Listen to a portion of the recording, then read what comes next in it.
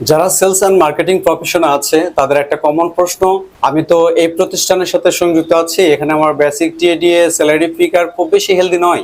আবার যারা নতুন করে মার্কেটিং ডিপার্টমেন্টে জব নিতে চাচ্ছে, তাদেরও একটা কমন প্রশ্ন, ভাই আমি কোন কোম্পানিতে যাব, কোন কোম্পানিতে জব করব, বা কোন প্রোডাক্টগুলোর উপর বেচ করে আমার মার্কেটিং করা উচিত। আসলে কোম্পানি বা প্রোডাক্ট এটা মুখ্য বিষয় না, কোনো কোম্পানির প্রোডাক্টই মুখ্য বিষয় না। আমাদের দেশীয় যে কোম্পানিগুলো আছে, যে কোম্পানির হোক না কেন, তাদের প্রোডাক্ট গুলো যথেষ্ট কোয়ালিটিফুল। আমি প্রোডাক্টের কোয়ালিটি নিয়ে কথা বলবো না, কথা হচ্ছে আমরা কোন কোম্পানিতে জব করলে মোটামুটি ভাবে একটা হেলদি স্যালারি ফিগার ক্যারি করতে পারবো।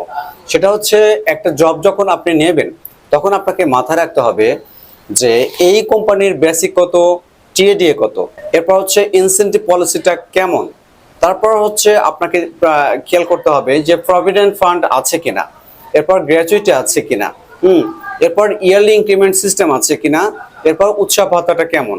এই বিষয়বস্তুগুলো যদি আপনি ফলো করেন তখন আপনি বুঝতে পারবেন যে এই কোম্পানির বেসিক টিডি এবং ইনসেন্টিভ মিলিয়ে একটা যে হেলদি স্যালারি ফিগার ক্যারি হওয়ার কথা সেটা আসছে কিনা।